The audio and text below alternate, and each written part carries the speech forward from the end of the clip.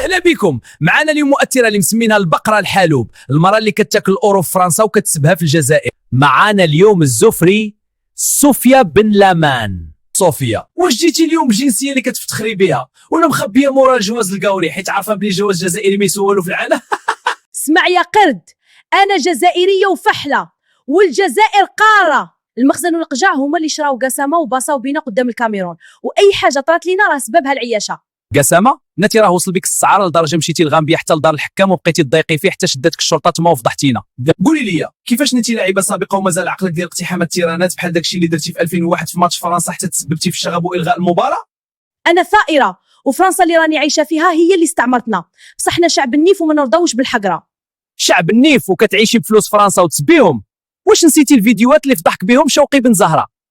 حتى جرجروك في المحاكم ودخلك الصهد، ما عليك تما ما قلتي وان تو تريفالا الخيري.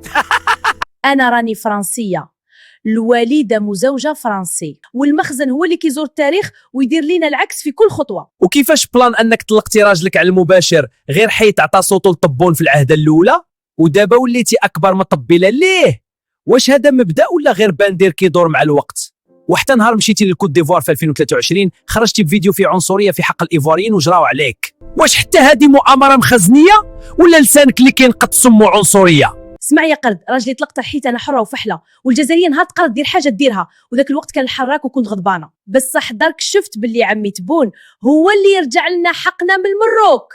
اما الكوت ديفوار انا ما كنتش عنصريه، انا كنت نوصف في الواقع، والمخزن هو اللي كبر الحكايه وترجم فيديوهاتي باش يوسخ صورتي قدام الافارقه.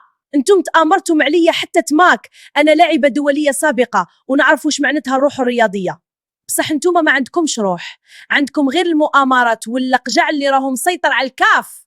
الروح الرياضيه؟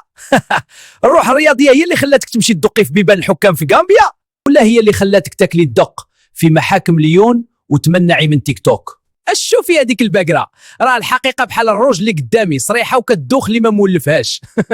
اسمع يا القرد، راني نحضرك، هذا الباسبور الاحمر هذا يحميني ولا يخليك تمشي الحبس. راح اروح للقضاء الدولي ونشكي بيك في المحاكم، انا مواطنه فرنسيه قبل ما نكون جزائريه وخدامه عند فرنسا، واي مساس بكرامتي يعني فرنسا كامله غادي تنوض عليك. المخزن هو اللي بعتك باش تهين رموز القوه الضاربه. استعمرتونا وبصيت بينا، استعمرتونا وبصيت بينا، استعمرتونا وبصيت بينا. شفتوا الداري؟ مني هرب ولا تباصلوا كارطون حمراء، دابا وليتي مواطنه فرنسيه وخدام عند فرنسا؟